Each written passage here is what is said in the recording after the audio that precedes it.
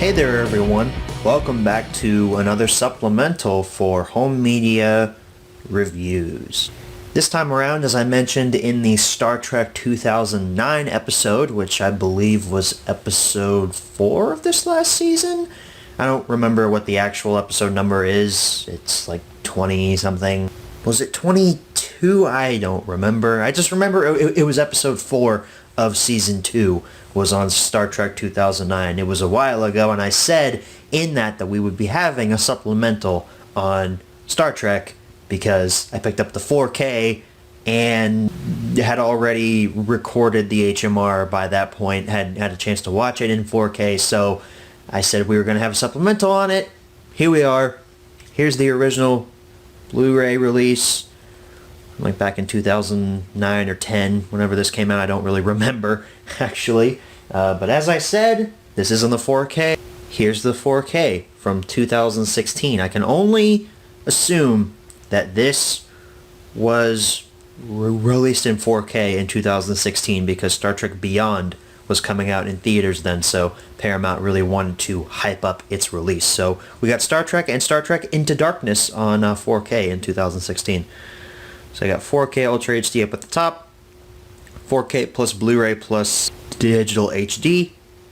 You got Kirk, Uhura, and Spock there with that really cool theatrical poster there. Honestly, I like this artwork more than the simplicity of this. I mean, this is cool, but this has a more engaging poster. Star Trek with the Enterprise down there at the bottom. Features HDR or high dynamic range. Fun, smart, sexy, sleek, and action-packed. The side features the Paramount logo. Kirk again. Star Trek. 3-disc set, Ultra HD Blu-ray with Spyglass and Blu-ray logo down at the bottom. The back, of course, features your UPC code as well as a little blurb about the movie, as well as a quote. Star Trek is a burst of pure filmmaking exhilaration. I agree, Peter Travers of Rolling Stone. Disc 1 is, of course, your 4K. It includes some special features on there, actually. So you got commentary by J.J. Abrams, and then that's it. That's the only special feature that's on the actual 4K. Same thing for the regular Blu-ray. Disc 3 is your bonus features.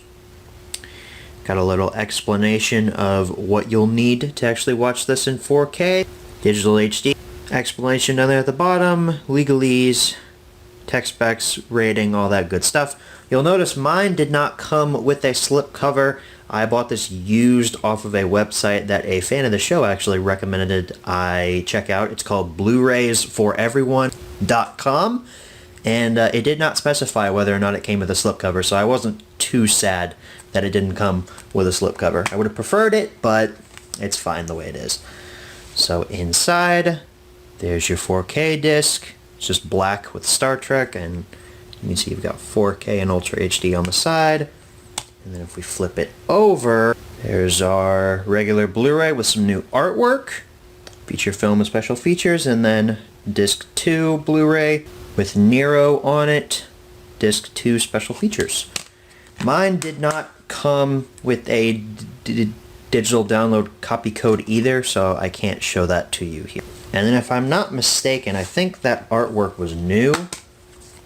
Yes, it was new. There's this for comparison's sake. You'll remember that those discs were just gray in that release, but I did not remember because it has been several months since that HMR was actually completed. So for the menu tour, we're for sure going to be taking a look at the 4K menu. I'm going to check the Blu-ray and the special features. If the menu isn't changed, we won't be looking at those, but if it is, we'll take a look at those. But first things first, the 4K disc. Alright folks, here we are for our menu tour for Star Trek, the 4K release. 4K disc is of course in the player, and wow, this looks exactly the same as the Blu-ray menu and special features Blu-ray menu from when we last looked at this movie. But let's look at some of the features. For settings, we have a Dolby Atmos track, which I always appreciate, a French 5.1, Spanish 5.1, and a Portuguese 5.1 track. We also have an English audio description and commentary by J.J. Abrams, Brian Burke, Alex Kurtzman, and Damon Lindelof and Roberto Orci. And for subtitles, it's English SDH, French, Spanish, and Portuguese. We, of course, have none selected because we do not read when we watch movies around these parts. For scenes, I believe these are the same scenes as on the Blu-ray from last time. It's been a while since I've actually looked at that Blu-ray, but we have 15 scenes in total, and that weird bookmarks thing is back. I still don't know what that's about. So I feel bad just being like, okay, that's the menu tour. See you guys later, because that's it, really, because the Blu-ray, I'm assuming the Blu-ray and the special features Blu-ray are exactly the same as the 4K, but I'm going to take a look at them real quick, and if they're the same, that'll be it. But if they're not, we'll have new stuff to cover. So hang on just one moment. Alright, so I checked the film disc. It's the same menu. This is the bonus disc. It's the same menu.